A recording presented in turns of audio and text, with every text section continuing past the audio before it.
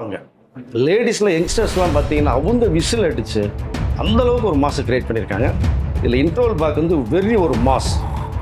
இன்னொரு ஆர்டிஸ்டோட ஒரு டைலாக் ஒன்று போட்டிருக்காங்க.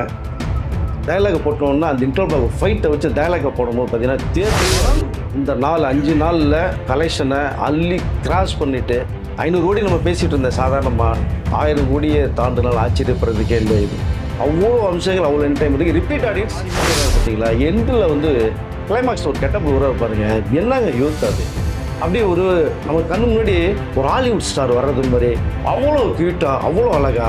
இதில் யங்ஸ்டர்ஸ் வந்து ஃபேன்ஸ் நிறைய பேர் அஜித்துக்கு வருவாங்க அப்படிங்கிறத.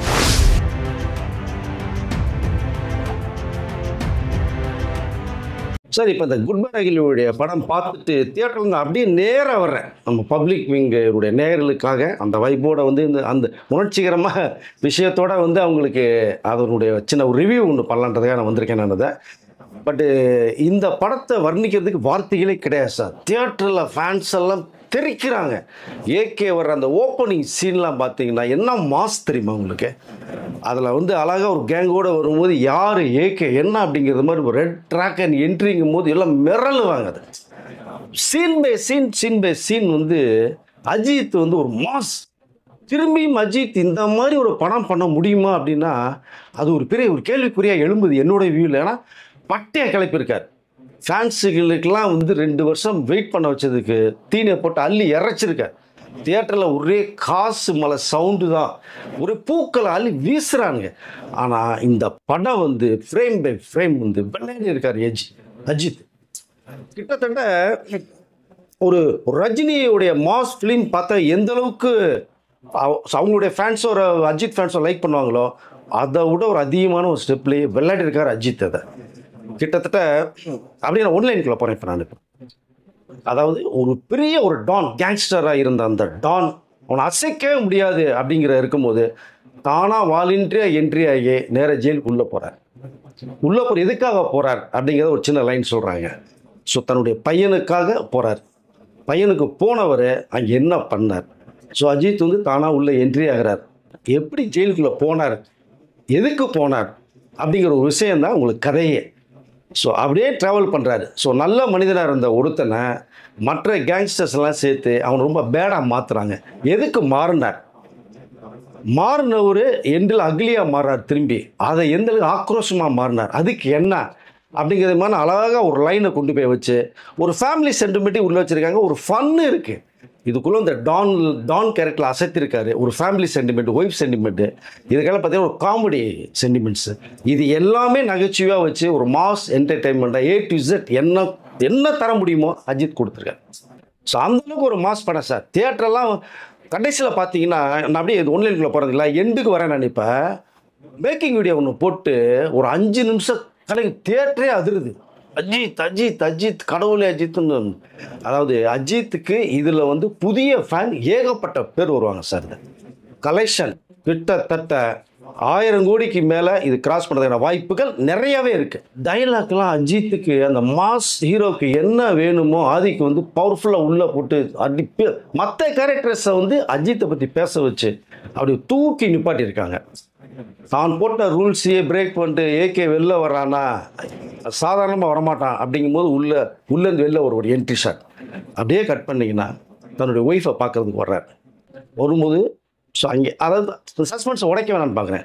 ஸோ தனக்கு பிறந்த குழந்தைய பார்க்க வர்றார். ஸோ அங்கே ஒரு சென்டிமெண்ட், அந்த டைலாக்கு, குழந்தைய கொஞ்சுறது பார்த்தீங்கன்னா அப்படியே கண்ணில் கலங்குற அளவுக்கு பண்ணியிருக்காங்க மேட்டரை. அப்படியே டைலாக் வந்துகிட்டே இருக்கு. வந்து வில்லன் ஒரு என்ட்ரி, வில்லனுக்கு ஒரு சாங் ஒன்று ஓப்பனிங் சாங்கே அந்த ஒத்தரூபா சாங் ஒன்று. அதை ஒரு வில்லனுக்கு சாங்கு கொடுத்து 2 சாங் கொடுத்துருக்காங்க வில்லனுக்கு படத்தில். அஜித் வந்து அந்த வில்லனை தூக்கி நிப்பாட்டியிருக்கார். இது சாதாரணமாக எந்த ஹீரோவும் பண்ண மாட்டாங்க. அவனுக்கு பவர்ஃபுல் டைலாக். இப்போ வரலாறுலாம் பார்த்தேன், நீ என்ன ரொம்ப வில்லனாமே அப்படின்னு கட் பண்ணி பார்த்தீங்கன்னா விண்டேஜ் அஜித். ஸோ இங்கே அட்டகாசத்தில் இந்த தீனாவில் காமித்த அந்த இதெல்லாம் காமிச்சு விண்டேஜ் அஜித் அங்கங்கே கிளாப்ஸை காமிச்சு விட்டா ஒரு தியேட்டர் வந்து பறக்குது சார். ஏன்னா அதுலேருந்து இந்த மீண்டே நான் வரலேன்னு நினைக்கிறேன் நான். ஸோ அந்தளவுக்கு வந்து படத்தை தீட்டியிருக்காங்க. ஃப்ரேம் பை ஃப்ரேம் வந்து ஒரு மாஸ் என்டர்டெயின்மெண்ட். படம் ஆரம்பித்தா இன்ட்ரோல் முடித்தா படம் ஸோ முடியுது. ரிப்பீட் ஆடியன்ஸ் இதுக்கு நிறைய பேர் வருவாங்க. லேடிஸில் யங்ஸ்டர்ஸ்லாம் பார்த்தீங்கன்னா அவங்க விசில் அடித்து அந்தளவுக்கு ஒரு மாஸை க்ரியேட் பண்ணியிருக்காங்க. இதில் இன்டர்வல் பேக் வந்து வெரி ஒரு மாஸ். இன்னொரு ஆர்டிஸ்டோட ஒரு டைலாக் ஒன்று போட்டிருக்காங்க. டைலாக் போட்டோன்னா அந்த இன்டர்வல் பேக் ஃபைட்டை வச்சு டைலாக்கை போடும்போது பார்த்தீங்கன்னா தியேட்டரே அதிருது. ஸோ இதில் கமல்ஹாசன் சாங் வேறு ஒன்று போட்டு ஒரு 4 ரீமிக்ஸ் சாங் ஒன்று போட்டு விட்டு பட்டைகள் சாங்குலாம் ஃபைட்லலாம் வந்து இந்த சாங்கை போட்டு வச்சு தியேட்டரே அதிருது சார். இதுக்கிடையில் பார்த்தீங்கன்னா டூப்பே போடல ஃபைட்டில் வரும். ஸோ ஒரு ஒரு ஒரு கார்லேருந்து ட்ராவல் பண்ணி வரணும், இன்னொரு காருக்கு ஜம்ப் பண்ணுவார். சில ரோப் கட்டி போடுவாங்க இல்லையா, இல்லை ரோப் கட்டினா கூட இந்த 4 ரோல் பண்ணுறதெல்லாம் சிரமம். அது டூப்பே போடல அடிச்சிருக்காரு. கார் டு கார் ஜம்ப் பண்ணுற ஷாட்லாம் ரேலாம் அந்த ரோப்பும் போல ஒன்றும் போடல, அப்படியே ஜம்ப் பண்ணுவார். ரொம்ப ரிஸ்க் எடுத்து அஜித் வந்து இதில் வந்து ரொம்ப ரொம்ப எஃபர்ட் போட்டுருக்காரு. இந்த எஃபர்ட்டுக்கு கண்டிப்பாக ஒரு ரிசல்ட் வந்து கண்ணு முன்னாடி தெரியுது. அது ஆதிக்கெல்லாம் வந்து ஃபேன்ஸ் எல்லாம் டே ஆதிக்கு எங்கேயா இருந்த நீ இத்தனை நாளா, அடுத்த படம் நீ தான் பண்ணு, இங்கே ஃபேன்ஸ் ஒரு பக்கம். உண்மையிலேயே அஜித் இந்த படத்தை பார்த்து ஆதிக்கு கண்டிப்பாக அடுத்த படம் இம்மிடியட்டாக தருவார். இன்னொரு விஷயத்தையும் சொல்கிறேன், கண்டிப்பாக ரஜினிகாந்த் கூப்பிட்டு ஆதிக்கு ஒரு படம் முன்னால் ஆச்சரியப்படுது. ஏன்னா இது ரஜினிகாந்தோடைய மாஸ் ஸ்டைல். என்னுடைய பாயிண்ட் ஆஃப் வியூவில் சொல்ல போனால் ஒரு ரஜினி சார் பாஷாவை எந்த அளவுக்கு பார்த்து ரசிச்சோமோ அதே மாதிரியே இருக்குது குட் பேட் அகிலி. ஸோ எங்கேயும் லாக் இல்லை சார். நீங்கள் லாஜிக்கெலாம் பார்க்க வேணாம், லாஜிக் இருக்குது, சில சானில் லாஜிக் பார்க்க வேணாம். நல்ல ஒரு கண்டென்ட், அழகான ஒரு ஃபேமிலியில் அது அப்பா பையனுக்கு என்ன ஒரு சென்டிமெண்ட், அதை ட்ராவல் பண்ணி கொண்டு போய் ஒரு கேங்ஸ்டரில் 3 கெட்டப்பில் மாறி ஒரு குட் பேடாக அகிலியாக மாறி தோஷம் பண்ணுறார் அப்படிங்கிற மாதிரி போகுது. அப்படியே செகண்ட் ஹாஃப் எடுத்துங்க. இந்த வில்லனை வந்து டபுள் இல்லை. என்ன ஒரு விஷயம்னா அர்ஜுன் தாஸுக்கு டியூல் ரோல் கொடுத்துருக்காரு. ஸோ அண்ணன் தம்பி 2 பேர். அதில் டைலாக் ஒன்று, நான் வாலி பார்த்தியா, இன்னொருத்தர் வருவானே, இன்னொருத்தரை வர சொல்லும் பா, தேட்டர் அதிருது. அப்படியே கேட்டால் அர்ஜுன் தாஸ் இன்னொரு கேட்ட ஒருத்தர் வருவான், சர்ப்ரைஸ். இது இன்ட்ரோ பிளாக் வரும். இப்போ டைலாக் ஒன்று. ஸோ செகண்ட் ஹாஃப் பார்த்தீங்கன்னா அதாவது அந்த மனைவி மேலே இவ்வளோ லவ் வச்சிருக்கான், குழந்தை மேலே வச்சுருக்கான், பட் கிட்டக்கே போக முடியாத அளவு. நீ கேங்ஸ்டரை நீ உடச்சிட்டு வா அப்படிங்கும் போது தான் செகண்ட் ஹாஃப் எப்படி கொண்டு போகிறாங்க.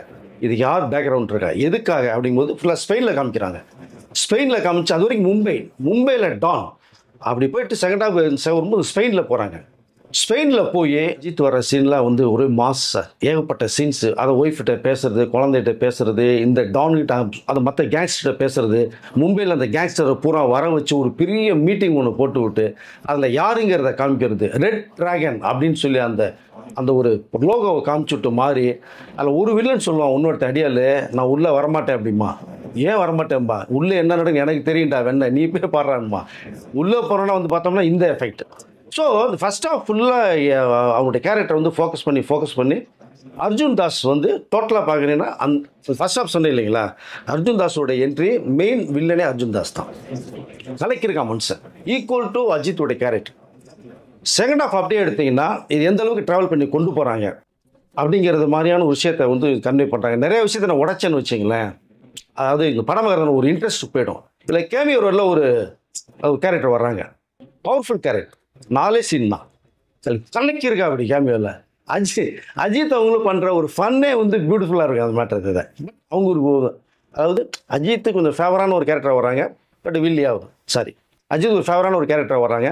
இந்த கேமியாருங்கிறத வந்து நீங்கள் இந்த படம் பார்த்து தெரிஞ்சுக்கிங்க. அதை ஒளிப்பதிவு எடுத்துங்க. அதாவது நிறைய விஷயங்கள் பேசி போனால் டைம் இல்லை. கேமரா எடுத்துங்க. மனுஷன் விளையாடி இருக்காருங்க கேமரா. ஒரு ஆக்ஷன் மசாலாவுக்கு என்னென்ன ஆங்கிள் வைக்கணுமோ, ஷார்ட் பீட் வைக்கணுமோ பின்னி இருக்கார். பின்னி கேமரா ஒர்க்கிங். ரெண்டாவது எடிட்டிங் கட்ஸ். எடிட்டிங்லாம் பார்த்தீங்கன்னா அங்கங்கே அஜித்தோடைய மாஸ் என்ட்ரி தான். கட் ஷாட்டை போட்டு கிளாப்ஸ் பறக்குது. அதை இதோட ஒரு என்டர்டைன்மெண்ட் ஃபிலிம் சத்தியமாக தரவே முடியாதுங்க. அதுக்கு அஜித்தோடைய காம்பினேஷன் திரும்பி வந்தால் கூட இதோட அடுத்த லெவல் தான் கொண்டு ரொம்ப மண்டே பிச்சுக்கும். அந்தளவுக்கு இந்த படத்தை காமிச்சிருக்காங்க. 3வது ஒருத்தர் பாராட்டியா அந்த ஜிவி பிரகாஷ், என்ன மனுஷன் விளையாடிருக்காருங்க. அந்த அஜித் என்ட்ரி சீனெல்லாம் பிஜிஎம் போட்டு ஆர்ஆரை போட்டு விளையாடியது ஒரே. அதாவது அந்த அந்த மியூசிக்கில் வந்து அந்த எப்படி பாஷாவில் ரஜினி அந்த தேவன் ஒன்று போட்டார், அதே மாதிரி ஜிவி இதில் ஒன்று போட்டு விட்டு, அதாவது ஜிவியை வந்து பாராட்ட வார்த்தைகளே இல்லை அப்படின்னு தான் சொல்லலாம் நம்ம அதை. ஸோ அந்த 3 பேருடைய உழைப்பு இந்த படத்தில் நமக்கு தெரியுது. ஆதிக்கு வந்து அஜித்தை மிக பொருள் அப்படி ஃப்ரேம் பை ஃப்ரேம் செதுக்கியிருக்கார். மேக்கிங் வீடியோவில் பார்த்தீங்கன்னா எண்டில் ஆதிக்கு வந்து விசில் அடித்து அஜித் வந்து எல்லாம் சேர்ந்து கட்டி பிடிச்சி, நீங்கள் படம் பார்த்தோன்னா இந்த மேக்கிங் வீடியோ 5 நிமிஷம் பார்க்காம தயவுசெய்து அது வெளில வர முடியாது. அதில் தியேட்டர் தான். செகண்ட் ஹாஃபில் நீங்கள் இப்படியே போனால் அதில் பார்த்தீங்கன்னா ஒரு அந்த வில்லன் டைலாக், பிரபு பேசுகிற ஒரு டைலாக்கு. ஸோ பயத்துக்கே பயங்கரற்றவன். அப்புறம் பார்த்தீங்கன்னா நான் தம்மை எனக்காக விட்டேன், சரக்கை ஒய்ஃபுக்காக விட்டேன், வயலன்ஸை பையனை விட்ட மாதிரி அழகான கண்டென்ட் இருக்குது அதுக்குள்ள டைலாக்குள்ளே. பவர்ஃபுல் மெசேஜ் சொல்கிறாங்க அதை. இதுக்கப்புறம் பார்த்தீங்கன்னா டான்ஸு. இந்த குத்து பாட்டுல எல்லாம் 2 பாட்டுக்கு அஜித் ஆடுற ஆட்டத்தை பார்த்தீங்கன்னா மனுஷன் ஃபைட்லேயும் சரி டான்ஸ்லையும் சரி வெண்டியிருக்காருங்க. அஜித்துக்கு டான்ஸ் தெரியாதுன்னு சொன்னாலும் அந்த படத்தை போய் பார்க்க சொல்லுங்க. மிரட்டி இருக்கா அப்படி அஜித். இதற்கு அப்படியே கட் பண்ணீங்கன்னா த்ரிஷா ஒரு கேரக்டர், அழகான ஹோம்லி கேரக்டரில், அவள் ஒய்ஃப் கேரக்டரில் வந்து பார்ட்டி வந்து அழகா அதாவது அஜித்துங்கிற கேங்ஸ்டரை திருத்துறது மாதிரியான ஒரு கேரக்டர் ஒன்று. ஸோ த்ரிஷா அழகாக பண்ணியிருக்காங்க. அந்த ஹேர் ஸ்டைலு காஸ்டியூம் பார்த்தீங்கன்னா அவங்க எங்கே இருக்கோ அந்த மாதிரி ஒரு கெட்டப்பில் கொண்டு போயிருக்காங்க. இதில் அஜித்தே ஒரு காமெடி பண்ணியிருக்காரு ஃபுல் அண்ட் ஃபுல்லாக. இதில் ஒரே ஒரு சீனுக்கு மட்டும் யோகி பாபு ஒரு சீனில் ஒன்று வருவார் காமெடி.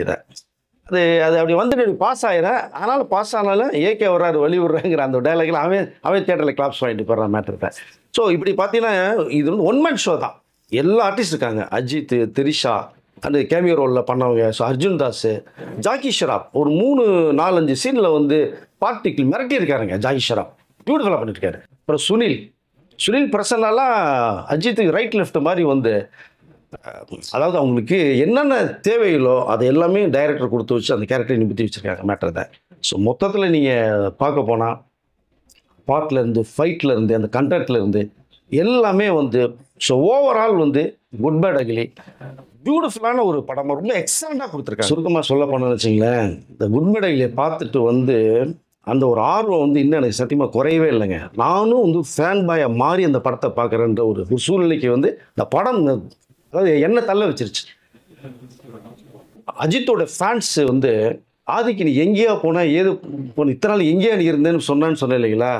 அவர் விரைவில் வந்து அஜித் சார்பாக ஒரு கோயில் கட்டி ஆதிக்கு வந்து செலிப்ரேட் பண்ண ஆச்சரியப்படுறதுக்கு போகிறது. அந்த அளவுக்கு வந்து ஆதிக்கு வந்து ரொம்ப அதாவது ஒரு எக்ஸலண்ட்டான மூவி வந்து குட் பேட் அகிலியில் அஜித்தை செதுக்கியிருக்காரு. இந்த படம் இந்த 4-5 நாளில் கலெக்ஷனை அள்ளி கிராஸ் பண்ணிவிட்டு 500 கோடி நம்ம பேசிகிட்டு இருந்தேன். சாதாரணமாக 1000 கோடியை தாண்டினால் ஆச்சரியப்படுறதுக்கே இல்லை. இது அவ்வளோ அம்சங்கள், அவ்வளோ என்டர்டைன்மெண்ட்டுக்கு ரிப்பீட் ஆடியன்ஸ் கண்டிப்பாக வருவாங்க. பப்ளிக்குக்கும் பிடிக்கிறது மாதிரி இந்த படம் பண்ணியிருக்காங்க. மொத்தத்தில் அஜித் வந்துங்க அதாவது இவர் மற்ற படங்களை மன்னார் பார்த்தீங்களா, தீனா, மங்காத்தா, ஸோ வரலாறு, பில்லா, இதெல்லாம் பார்த்தீங்கன்னா இந்த படம் வந்து அதுக்கெல்லாம் அப்பாற்பட்டு மேலே தூக்கி நிப்பாட்டுற அளவுக்கு ஒரு படம் பண்ணியிருக்காங்க. லோகேஷ் கனராஜும் சரி, நெல்சனும் சரி 10 மடங்கு மேலே ஆதிக்கு இந்த படத்தை செதுக்கியிருக்காரு. 10 லோகேஷ் கனராஜ், 10 நெல்சன் சேர்ந்தவர் தான் ஒரு ஆதிக்கு இந்த படத்தில். அப்படிதான் என்னோட பார்வைக்கு தெரியுது. மொத்தத்தில் படம் பார்த்தவங்க எல்லாருமே நானும் ஒப்பீனியன் கேட்டேன் எப்படி இருக்குன்ட்டு. எல்லாம் இதை விட என்னங்க படம் பண்ண அப்படின்ட்டான். ஸோ இந்த படம் வந்து அஜித்துடைய இந்த கேரியரில் வந்து த பெஸ்ட் ஃபிலிம், கலெக்ஷன்லையும் சரி, நல்ல ஒரு அருமையான ஒரு மாஸ் கமர்ஷியலும் சரி. இந்த கெட்டப்லாம் மாறி வர்றாரு பார்த்தீங்களா. எண்டில் வந்து கிளைமாக்ஸில் ஒரு கெட்டப்பில் வர்றாரு பாருங்க, என்னங்க யூத் அது. அப்படியே ஒரு நம்ம கண்ணு முன்னாடி ஒரு ஹாலிவுட் ஸ்டார் வர்றது மாதிரி அவ்வளோ க்யூட்டாக, அவ்வளோ அழகாக. இதில் யங்ஸ்டர்ஸ் வந்து ஃபேன்ஸ் நிறைய பேர் அஜித்துக்கு வருவாங்க அப்படிங்கிறத எனக்கு தெரியுது. மொத்தத்தில் சுருக்கமாக இந்த படம் ஃபேன்ஸுகளுக்கு மத்தியிலும் இல்லை, பப்ளிக்கும் சரி மிகப்பெரிய ஒரு தீனியை போட்டு அடிச்சிருக்காங்க. 1000 கோடிகள் மேலே கன்ஃபார்ம் அடிக்கிறது என்னுடைய கணிப்பு. மீண்டும் அடுத்த ஒரு விமர்சனம் உங்களை சந்திக்கும். நன்றி, வணக்கம்.